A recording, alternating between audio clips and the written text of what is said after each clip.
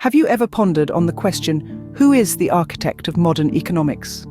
A man whose ideas continue to shape economic policies and theories even centuries after his death. That man is none other than Adam Smith. Born in the small seaport town of Kirkcaldy, Scotland, in 1723, Smith's early life was marked by the pursuit of knowledge. After the untimely death of his father, he was raised by his mother, who instilled in him a love for learning.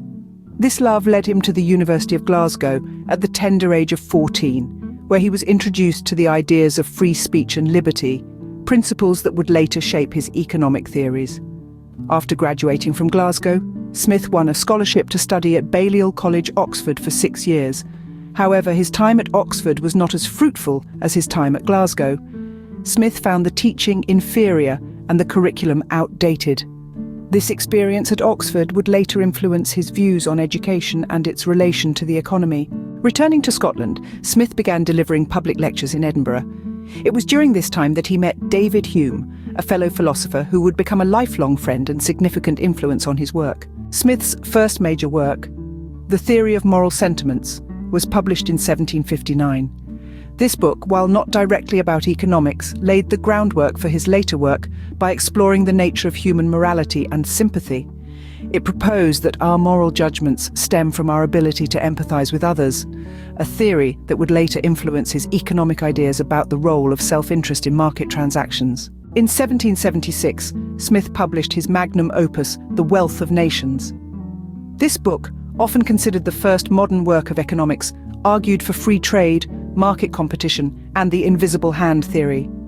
This theory suggests that individuals pursuing their self-interest indirectly promote the good of society. Smith's invisible hand theory is perhaps his most enduring contribution to economics. It argues that a market economy, left to its own devices, will naturally regulate itself through the forces of supply and demand.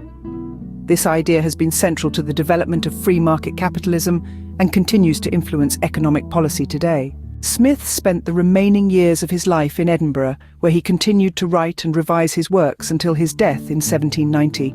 His ideas have become the bedrock of modern economics, influencing generations of economists and policymakers. In summary, Adam Smith's contributions to economics are immense. From his early life in Scotland to his groundbreaking works, The Theory of Moral Sentiments and The Wealth of Nations, Smith has shaped our understanding of economics.